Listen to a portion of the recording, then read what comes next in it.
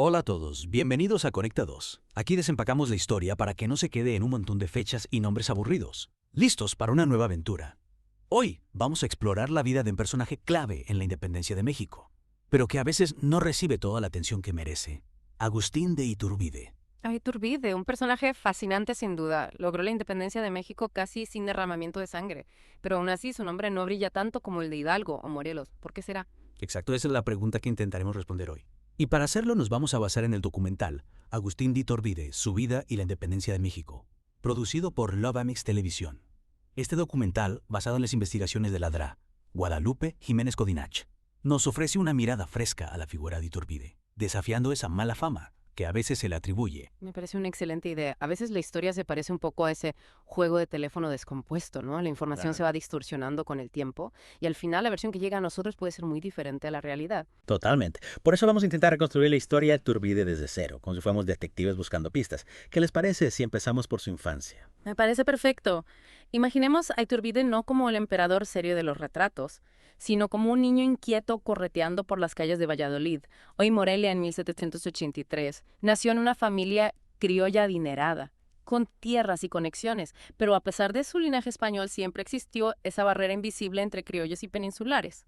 Es como si hubieran estado en el mismo equipo, pero usando uniformes distintos, ¿no? Los criollos, aunque nacidos en América, eran como los jugadores suplentes del Imperio Español. Exactamente. Podían participar, pero no tenían acceso a las mismas oportunidades que los peninsulares, que eran los que venían directamente de España. Esa frustración seguramente influyó en la forma en que Iturbide veía el mundo. Y para agregarle más drama a la historia, imagínense crecer durante la Revolución Francesa, las ideas de libertad cruzando el Atlántico, la gente cuestionando el poder de los reyes. Era como estar viendo una película de acción en vivo. Y luego llega Napoleón y pone el mundo patas arriba, invade España, destrona al rey. Imagínense el impacto que eso tuvo en las colonias americanas. Era como si de repente el director de la escuela desapareciera y nadie supiera qué iba a pasar. Un caos total, ¿no? Y en medio de todo este revuelo tenemos a un buen Iturbide estudiando en el Seminario Tillentino de Valladolid. Pero ojo, en esa época el seminario no era solo para futuros curas. Era como una especie de prepa de élite, donde se formaba la futura clase dirigente, filosofía, matemáticas, teología. Era una educación integral que les abría la mente a diferentes posibilidades. Aunque a Iturbide le gustaban más los debates políticos que las clases de latín. Tenía una inclinación natural hacia lo militar y la política. Imagínenselo organizando debates en lugar de misas. Un rebelde con sotana. Pero hablando en serio, esa formación le dio las herramientas para analizar la situación de Nueva España desde distintos ángulos. No se limitaba a ver las cosas en blanco y negro. Y a eso hay que sumarle su experiencia administrando las tierras y negocios familiares. Iturbide tenía un conocimiento práctico de cómo funcionaba la economía colonial, algo fundamental para entender sus decisiones posteriores. Es como si la vida lo estuviera preparando para un rol más grande. Tenía la educación, la experiencia y un contexto histórico que lo empujaba a cuestionar el orden establecido. Y aquí viene la primera gran sorpresa. Iturbide inicia su carrera militar, en el ejército realista. Es como si el futuro libertador hubiera empezado entrenando con Darth Vader. ¿Cómo es posible que el que luego lideraría la independencia estuviera luchando contra los insurgentes? Bueno, recordemos que Iturbide, ante todo, era un hombre de orden. Cuando estalla la Guerra de Independencia en 1810, él ve en Hidalgo una amenaza para la estabilidad. Las tácticas de Hidalgo, con grandes masas de campesinos, le parecían caóticas y peligrosas. Claro, Iturbide buscaba una transición ordenada, no una revolución radical. Para él el caos solo traería más sufrimiento. Exacto. Y no olvidemos su talento militar. Iturbide juega un papel clave en la derrota de Hidalgo en la batalla de Puente de Calderón en 1811.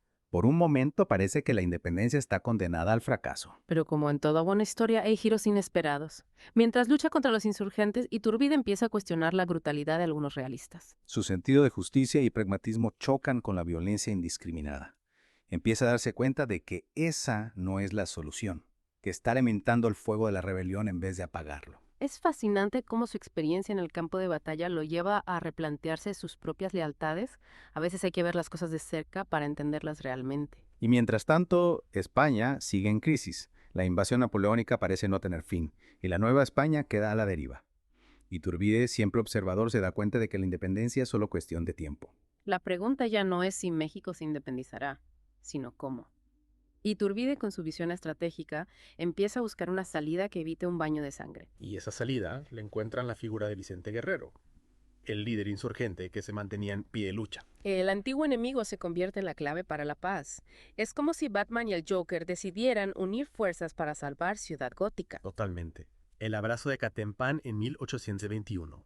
Ese encuentro entre Iturbide y Guerrero simboliza la unión de dos fuerzas que parecían irreconciliables. Es la prueba de que a veces hay que dejar de lado las diferencias para alcanzar un bien mayor. Y de ese abrazo, de esa unión, nace el Plan de Iguala, la hoja de ruta hacia la independencia de México. El momento en que Iturbide se convierte en el arquitecto de la nueva nación.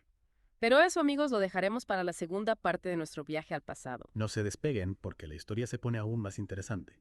En Conecta 2, aprender es solo el comienzo.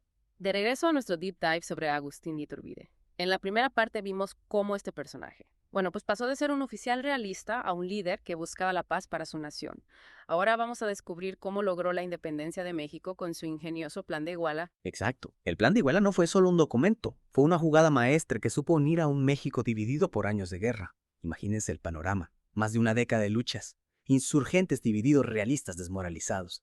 Un verdadero rompecabezas con piezas por todos lados. Y en medio de ese caos, Iturbide, con una visión increíblemente pragmática, dijo: aquí hay una solución que puede funcionar para todos. Era como un chef experto que toma ingredientes que parecen incompatibles y crea un platillo delicioso. Y vaya que funcionó. Pero para entender su éxito tenemos que analizar los tres pilares del plan de Iguala: independencia, unión y religión. Empecemos con la independencia, que era el objetivo principal de todos los insurgentes. Pero recordemos que Iturbide, a diferencia de Hidalgo o Morelos, no buscaba una república radical. Él entendía que un cambio tan drástico no sería aceptado por todos, especialmente por las élites que aún veían con buenos ojos a la monarquía. Era como intentar cambiar de golpe el sistema operativo de una computadora. Podría causar un colapso total. Ahí está la genialidad de Iturbide. Propone una monarquía constitucional. México sería independiente, sí, pero gobernado por un monarca, que incluso podría ser un miembro de la familia real española. Era como decir, tranquilos, no vamos a formatear el disco duro. Habrá independencia, pero con una interfaz familiar y estable. Una estrategia astuta para calmar a los conservadores y asegurar una transición pacífica. Una actualización de software en lugar de un cambio de hardware. Y no olvidemos el segundo pilar, la unión. En un país dividido entre criollos y peninsulares, Iturbide propone la igualdad para todos los habitantes de la Nueva España. Adiós a las diferencias, ahora todos somos mexicanos. Imagínense, era como si en un equipo de fútbol, de repente, los jugadores de reserva y los titulares tuvieran las mismas oportunidades de jugar y ganar el partido. Iturbide buscaba la unidad nacional. Un México donde criollos y peninsulares trabajaran juntos para construir un futuro común. Un equipo unido con un solo objetivo. Y el tercer pilar, la religión, también fue fundamental. En un país tan católico como México, Iturbide sabía que la iglesia no podía ser ignorada. Al contrario, la integró al plan, declarando al catolicismo como la religión oficial del nuevo Estado. Con esto se aseguraba el apoyo de una institución poderosa y tranquilizaba a los sectores más conservadores. Era como construir una casa con cimientos sólidos. La religión era un pilar fundamental para la sociedad mexicana de la época. Un movimiento estratégico que le ganó la simpatía de gran parte de la población. Pero Iturbide no se quedó solo con el plan de Iguala en papel. También buscó alianzas para hacerlo realidad. Y aquí es donde su encuentro con Vicente Guerrero se vuelve aún más significativo. Dos líderes que antes eran enemigos unen fuerzas para lograr la independencia. El abrazo de Acatempan no fue solo un símbolo, fue el inicio de una nueva era. Dos piezas clave del rompecabezas encajando a la perfección. Y con esa alianza Iturbide tenía el apoyo militar y la legitimidad que necesitaba para avanzar.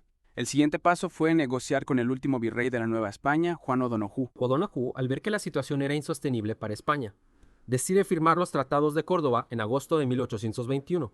Era como un juego de ajedrez donde el rey español, viendo que estaba en jaque mate, decidió aceptar la derrota con tolerancia. Y con eso la independencia de México se hacía oficial. Es increíble pensar que todo esto se logró sin una batalla final, gracias a la diplomacia y la visión de Iturbide. Un logro que a menudo se olvida, opacado por la imagen negativa que se creó después. Pero no nos adelantemos, ahora que México era independiente. Se suponía que un príncipe europeo vendría a ocupar el trono. ¿Pero qué creen que pasó? Nadie quiso venir. Imagínate, cruzar el Atlántico para gobernar un país recién independizado, con un futuro incierto. No era una oferta muy atractiva que, digamos. Era como si te invitaran a una fiesta en un lugar que no conoces, sin saber si habrá buena música o si te divertirás. Y ante la falta de candidatos, las miradas se volvieron hacia adivinen quién, Agustín de Iturbide, el héroe del momento, el artífice de la intendencia. El chef que había creado el platillo perfecto. La presión popular y el apoyo del ejército le llevaron a aceptar el trono. Y así, en mayo de 1822, Iturbide es coronado como Agustín Nicol, emperador de México. Un giro inesperado en la historia. Pero como veremos en la tercera parte de nuestro Deep Dive, su reinado sería tan breve como turbulento. No puedo esperar para descubrir qué pasó con el emperador Iturbide. ¿Triunfó o fracasó en su intento de gobernar México? Su platillo perfecto se echó a perder. Las respuestas, amigos, las encontraremos en la última parte de este fascinante viaje. En Conectados, aprender es solo el comienzo. Y llegamos a la última parte de nuestro deep dive sobre Agustín de Iturbide. Lo dejamos coronado como emperador de México. Pero, ¿cómo le fue en este nuevo rol? ¿Pudo gobernar con la misma habilidad con la que logró la independencia? Esa es la gran pregunta. Resulta que ser emperador no era tan sencillo como liderar un ejército o negociar un tratado.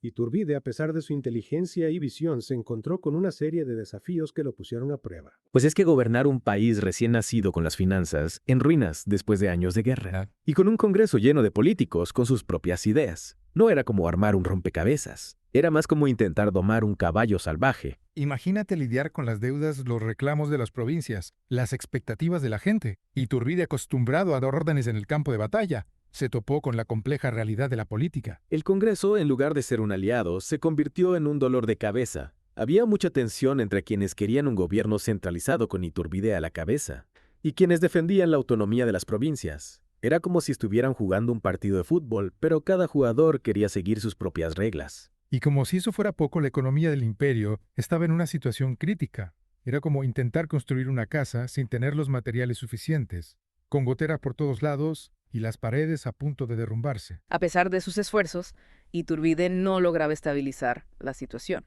y algunos de sus antiguos aliados, como Vicente Guerrero, comenzaron a ver como un obstáculo para la construcción de la república que soñaban.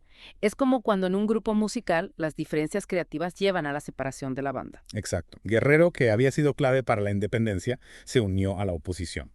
Y para empeorar las cosas, Iturbide cometió algunos errores que le costaron caro.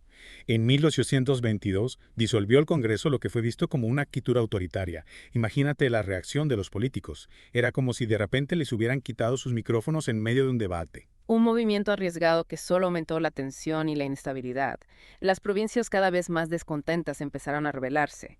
Era como si el caballo salvaje, en lugar de ser domado, se hubiera desbocado. Iturbide intentó aferrarse al poder, pero la situación se volvió insostenible. Finalmente, en marzo de 1823, abdicó al trono y se fue al exilio en Europa. El emperador que solo reinó 10 meses. Una historia llena de altibajos como una montaña rusa que sube hasta la cima y luego baja a toda velocidad. Pero la historia no termina ahí. En 1824, Iturbide decide regresar a México, tal vez con la esperanza de recuperar algo de su antigua gloria. Pero lo que encuentra es un país que lo ha declarado traidor. Imagínate la escena. Iturbide desembarcando creyendo que la gente lo recibiría con los brazos abiertos. Y en cambio lo arrestan inmediatamente. Era como si el cantante de la banda, después de años de ausencia, intentara volver al escenario, y el público lo recibiera con abucheos. Un final triste para el hombre que había logrado la independencia. Iturbide fue fusilado el 19 de julio de 1824, condenado por el mismo país que había liberado. Y ahí comienza la construcción de la leyenda negra de Iturbide. Su muerte trágica y su breve reinado lo convirtieron en un blanco fácil para aquellos que querían justificar el nuevo orden republicano. Exacto. Personajes como Vicente Rocafuerte, un político y escritor ecuatoriano, se dedicaron a difamar a Iturbide, presentándolo como un dictador ambicioso y un obstáculo para la democracia. Era como si estuvieran reescribiendo la historia de la banda, eliminando al antiguo líder, creando una nueva narrativa. Y esa propaganda lamentablemente tuvo éxito. La imagen de Iturbide quedó manchada, relegada a un segundo plano en la historia de la independencia. Por mucho tiempo se prefirió recordar a los insurgentes que murieron luchando como Hidalgo o Morelos, y olvidar al estratega que logró la paz. Pero en el siglo XX, algunos historiadores como Ladrá, Guadalupe Jiménez Codinach, comenzaron a cuestionar esa leyenda negra. Empezaron a investigar a fondo la vida de Iturbide más allá de la propaganda y los prejuicios. Era como si estuvieran redescubriendo una canción olvidada, una melodía que merecía ser escuchada de nuevo. Y lo que descubrieron es que Iturbide fue mucho más que un emperador fallido. Fue un hombre complejo con aciertos y errores, pero fundamental para la independencia de México. Gracias a estas nuevas investigaciones, la figura de Iturbide está siendo revalorizada. Se le reconoce como un líder visionario capaz de unir a un país dividido y negociar la paz con España. Es importante recordar que la historia no es blanco-negro. Hay matices, hay grises. Y personajes como Iturbide nos obligan a cuestionar las versiones oficiales y a buscar la verdad detrás de las leyendas. La próxima vez que escuchen hablar de Iturbide, recuerden que no fue solo un emperador. sino un estratega brillante, un negociador hábil. Y sobre todo un hombre que jugó un papel crucial en la construcción del México independiente. Y con esto llegamos al final de nuestro Deep Dive sobre Agustín de Iturbide. Esperamos que este viaje por su vida les haya ayudado a entender mejor a este personaje tan complejo y a la importancia de analizar la historia desde diferentes perspectivas. Como siempre decimos, aprender es solo el comienzo. Sigan explorando, sigan cuestionando. Y no se conformen con las versiones fáciles de la historia.